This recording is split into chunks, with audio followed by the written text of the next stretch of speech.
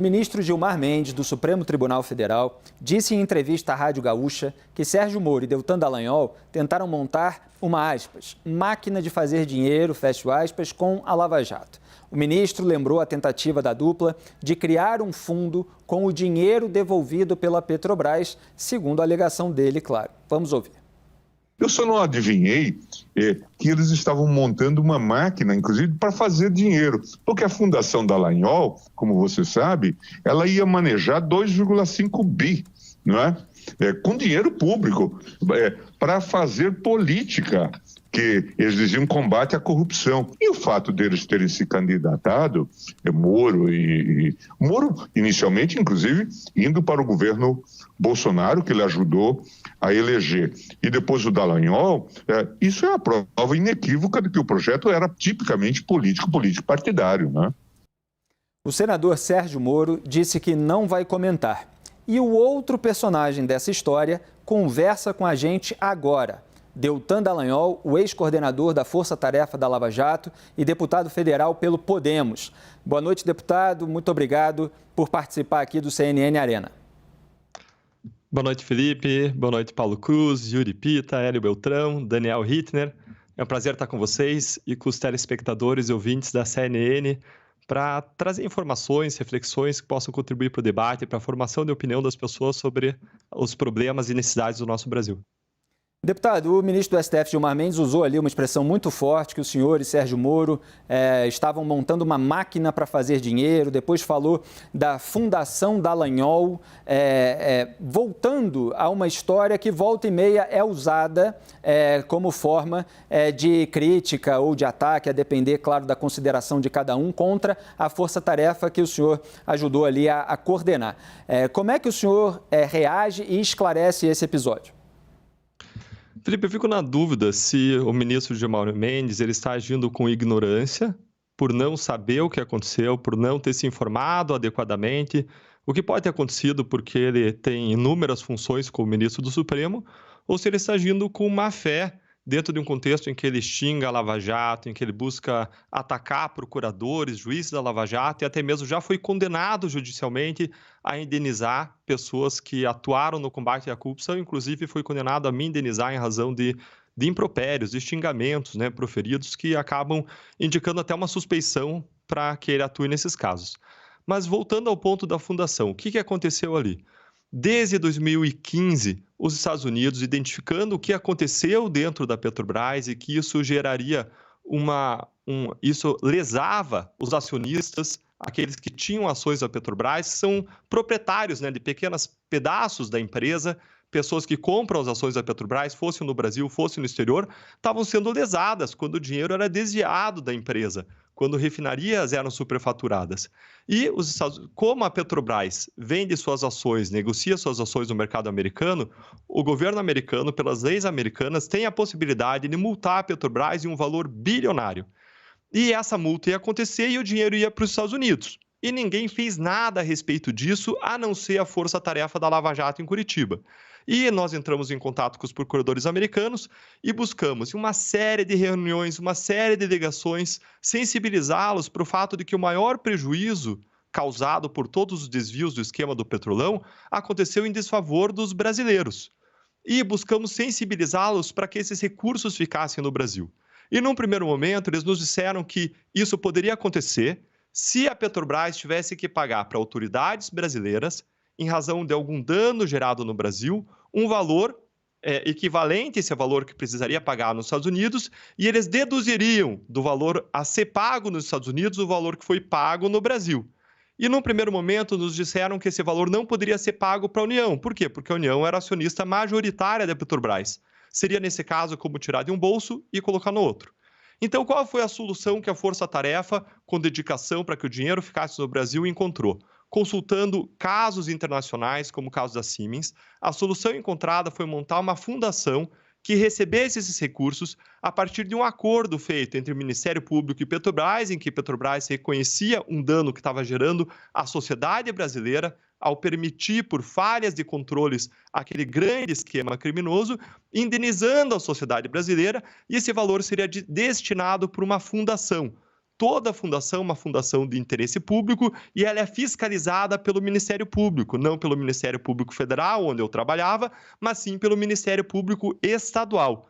Toda a fundação é uma fundação de interesse público. E foi redigida uma minuta de estatuto que colocava, dentre os membros do conselho da fundação, cerca de 10, 20 pessoas indicadas por diferentes órgãos, diferentes entidades da associação civil, ou seja, ninguém em particular teria controle sobre essa fundação que não fosse a sociedade, e com esse valor a ser pago ia ser formado um fundo chamado de endowment. Hoje é muito comum, naquela época era algo novo, e esse valor ia gerar rendimentos que iam ser aplicados com todo o compliance e com fiscalização necessária prevista em estatuto de uma das Big Fours, uma das grandes empresas de auditoria para que o dinheiro fosse bem aplicado. Então, foi isso que aconteceu. E esse modelo ele foi examinado já por Corregedoria do Ministério Público Federal, por Conselho Nacional do Ministério Público, por Conselho Nacional de Justiça, por Câmara de Combate à Corrupção do Ministério Público Federal, por Grupo de Trabalho de Acordos do Ministério Público Federal, e todos falaram de modo unânime que era uma solução legítima para um problema existente a fim de proteger os interesses da sociedade brasileira. Agora, esse projeto não foi adiante. Esse projeto não foi adiante porque a Procuradoria-Geral da República, na época a procuradora Raquel Dodge, ela queria estar e fazer parte desse acordo desde o começo. Contudo, os procuradores de Curitiba entenderam que não era o caso, não existia atribuição da Procuradoria-Geral da República e os procuradores em Curitiba, 15 a 20 procuradores, entenderam seguir com esse acordo em primeira instância. Esse acordo foi feito, nós até conversamos na época com a Advocacia Geral da União, com a Controladoria Geral da União, que iam ajudar a organizar a fundação, que mostra mais uma vez que era uma iniciativa institucional, e a Procuradora-Geral da República, quando ficou sabendo de todo o formato feito, sem nos consultar, sem pedir informações, entrou com uma ação no Supremo Tribunal Federal e o ministro Alexandre de Moraes suspendeu a formação da fundação e pediu que os valores fossem depositados em contas à disposição do Supremo Tribunal Federal e depois acabou dando uma destinação que ele entendeu adequada, conseguindo assim, no fim das contas, aquilo que era o grande objetivo do Ministério Público Federal em Curitiba, que era conseguir fazer com que esses valores imensos de bilhões de reais não fossem para solo estrangeiro e ficassem no Brasil. Eu vou trazer uma declaração para o senhor comentar também, porque não foi só o Gilmar Mendes que fez ali uma declaração mais crítica, mais incisiva contra a força-tarefa da Lava Jato. O Procurador-Geral da República, Augusto Aras, publicou um vídeo em seu canal no YouTube com um balanço da atuação dele à frente do Ministério Público Federal. Aras também criticou a criminalização da política por parte de forças-tarefas. Vamos ver. Que jamais nós tenhamos uma força-tarefa, qualquer que seja ela, que criminalize a política, porque fora da política só tem guerra. Você não tem opção. Nós não temos uma terceira opção. Ou você faz política, e é bom que se faça boa política, não a má política. Ou se você não faz política, faz guerra. E mais ainda, que ao não criminalizarmos a política, nós preservemos as nossas empresas, punindo os empresários, os maus empresários, e nós preservemos o sistema jurídico, porque a paz em todas as épocas, em todas as eras, em todo o processo civilizatório, só se faz com direito. Muito bem, deputado. Estamos conversando, só para lembrar aqui ao espectador, com o deputado Deltan Dallagnol, ex-coordenador da Força Tarefa da Lava Jato. A declaração do Augusto Aras usa ali uma alegação muito comum no mundo político, de que a Força Tarefa Anticorrupção criminalizou a política. Como é que o senhor responde? Felipe, eu destacaria 3 pontos nessa fala do Procurador-Geral Augusto Aras. O primeiro ponto é que ele fala, e algumas pessoas usam essa expressão, de que forças-tarefas ou a força-tarefa da Lava Jato teria criminalizado a política. O que aconteceu, na verdade, foi o processamento e a punição de políticos que praticaram crimes. Então, se alguém criminalizou a política, foram pessoas que se valeram da atividade política, que é uma atividade nobre, respeitosa, que deve ser bem praticada e é o único caminho dentro da democracia, mas se utilizaram da política para praticar crimes. E a questão é qual a resposta que você deve dar quando políticos praticam crimes. É a mesma resposta que você deve dar quando qualquer cidadão pratica crimes, seja político, seja empresário, seja um cidadão qualquer. Então, o que a Lava Jato fez foi trazer e balizar, de acordo com a mesma régua, todos, inclusive os políticos. Então, essa crítica, ela é uma crítica absolutamente infundada, que acontece dentro de um momento de reação maior contra as investigações, contra os investigadores, contra o combate à corrupção e de proteção do sistema vigente, status quo, que é encharcado na corrupção e seguirá provavelmente encharcado na corrupção enquanto as coisas não mudarem por aqui.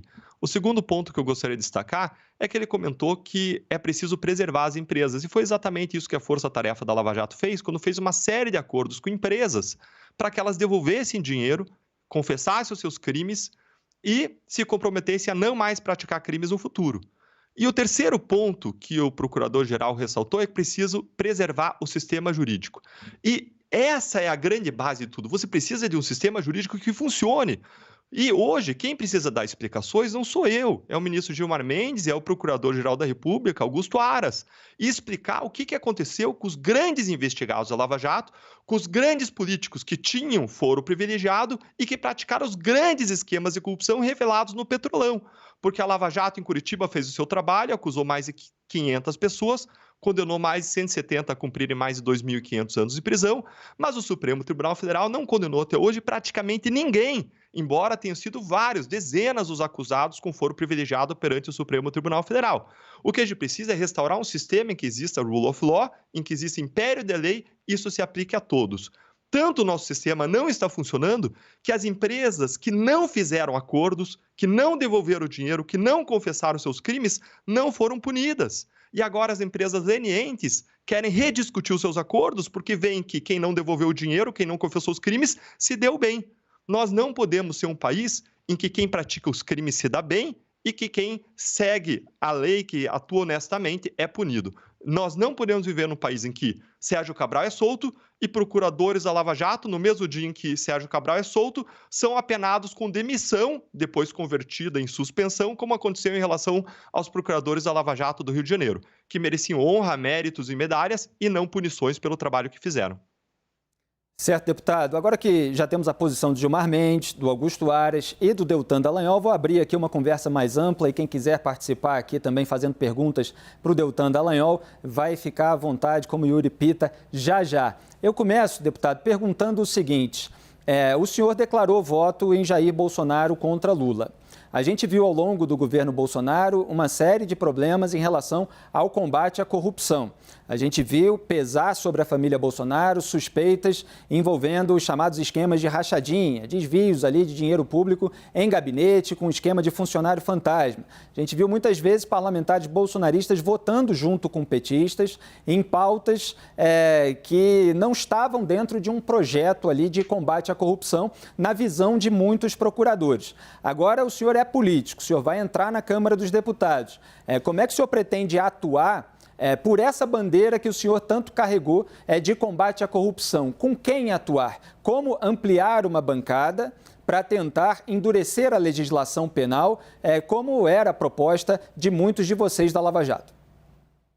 Prefeito Felipe, quando eu já tinha saído do Ministério Público para caminhar nesse caminho político com o objetivo de alcançar uma transformação, de servir ao mesmo propósito que eu segui, de servir no Ministério Público, mas entendendo que é na política que podemos realmente fazer a diferença no combate à corrupção, depois de verem o desmonte das condenações à Lava Jato e depois de vermos o desmonte dos instrumentos de combate à corrupção, eu dei uma entrevista em novembro do ano passado, em que eu fiz duras críticas à atuação do presidente Jair Bolsonaro no combate à corrupção. E eu tenho aqui até anotadas as críticas que eu fiz. Eu critiquei que ele sancionou a derrubada da lei de improbidade administrativa, o fato de que ele não priorizou o combate à corrupção. Dentre as 35 prioridades divulgadas no começo do ano retrasado agora, no começo de 2021 pelo governo Bolsonaro, não tinha nada de combate à corrupção, não tinha prisão em segunda instância, não tinha fim do foro privilegiado, não tinha nada. Eu critiquei o fato de que ele nomeou um procurador-geral da República que acabou atuando no desmonte do combate à corrupção e depois reconduziu ele. Eu ainda condenei o fato de que ele sancionou o juiz de garantias, condenei o fato de que a atuação dele, os sinais que ele mandava, pelo mau exemplo, traziam riscos para a democracia e por aí vai. E mesmo em campanha, mesmo quando eu apoiei a candidatura de Jair Bolsonaro, eu jamais ressalvei as críticas que eu fiz. Pelo contrário, eu endossei. Eu sempre disse que eu tinha ressalvas em relação a ele. A questão é que, a meu ver, na escolha entre Jair Bolsonaro e Lula, a minha opção foi por Jair Bolsonaro, em razão de todo o passado de Lula, de prática dos maiores esquemas de corrupção e em razão do risco econômico imenso que eu via e continuo vendo nas ideias, nos programas, nas práticas do PT na área econômica. E eu ainda acrescentaria uma política de bandidolatria, que tende a indultar bandidos, isso é só olhar os indultos natalinos, ver como eles foram desenhados, e, por outro lado, olhar com uma censura sobre a postura dos agentes públicos que atuam na repressão à criminalidade. Certo, colocado isso, a minha causa central, a causa pelas quais as pessoas me conheceram é a causa do combate à corrupção. Eu vou ao Congresso Nacional para defender não só o combate à corrupção, mas políticas públicas em cima de evidências, políticas públicas em cima de dados, de números, de estudos. A gente tem que defender reforma tributária, reforma administrativa, senão o Brasil não vai para frente. A gente precisa defender um sistema jurídico que funcione, que traga segurança jurídica, redesenhar o nosso judiciário, que é um dos mais caros do mundo e não entrega. E em relação à área do combate à corrupção, nós precisamos nos aliar nas nossas causas com todas as pessoas que puderem agregar para as causas. Veja que eu não estou falando de realizar aliança com pessoas que sejam desonestas, corruptas. Não, eu estou falando de me aliar a causas. E eu preciso apoiar causas que sejam boas para o Brasil, seja quem for que a proponha, seja quem for que a defenda. Então, se o governo do PT, se algum deputado petista propuser uma causa, um projeto que for bom para o Brasil, o meu compromisso último é com a sociedade brasileira e com os brasileiros. Eu vou defender a ideia, a causa, não quem pratica crime. Então, o desafio nesses anos de Congresso vai ser nós formarmos uma grande aliança em favor de reformas que favoreçam o combate à corrupção. E o desafio vem aqui especialmente quando a gente vê que congressos atual e passado, o congresso que ainda não encerrou, que vai encerrar agora no comecinho de fevereiro, atual e passado tem um grande número de investigados e processados por corrupção. Eu não vi ainda nenhum mapeamento sobre isso, eu já até conversei com algumas pessoas que fazem mapeamentos, pedi que fosse feito, para a gente ter uma ideia do desenho do novo Congresso. Qual é o percentual de pessoas investigadas e processadas? Porque se o número for grande, a gente vai precisar construir uma mudança que envolva não só construir uma coalizão dentro do parlamento, mas também fora, com a sociedade civil, para, se for o caso, gerar mudança de fora para dentro com o passar dos anos. Yuri Pita com a palavra. Obrigado, Felipe. Boa noite, procurador e agora deputado. Parabéns pela eleição e ainda em tempo de desejar um bom ano novo nessa nova carreira. Eu queria perguntar justamente como os mecanismos que o Ministério Público tem para fazer investigação são diferentes dos mecanismos que o senhor vai ter a partir de agora como deputado federal para a fiscalização do governo, que obviamente o senhor será de oposição. Quero saber o quanto que o senhor já tem de conhecimento de quais mecanismos vai poder usar e como vai fazer esse trabalho de fiscalização e oposição ao governo federal, e me estendo ainda mais num ponto que o senhor já colocou, que caso a causa seja boa, mesmo sendo proposta por um deputado do PT, uma deputada do PT, o senhor disse que aceitaria, inclusive, apoiar. E no caso do governo federal, uma proposta do presidente Lula. O senhor eventualmente concordando com a proposta, como por exemplo, reforma tributária, tem sido apontada como uma prioridade do novo governo. O senhor votaria a favor de uma proposta, mesmo sendo apresentada pelo governo Lula? Yuri, vou começar pela tua segunda questão.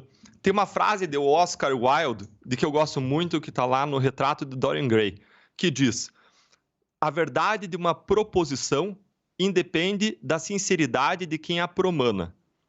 O fato de uma proposta ser boa ou ser ruim independe de qual é a origem dela. Se ela parte do presidente Lula ou se ela parte de mim ou de qualquer outra pessoa. O que a gente precisa avaliar é o conteúdo da proposta.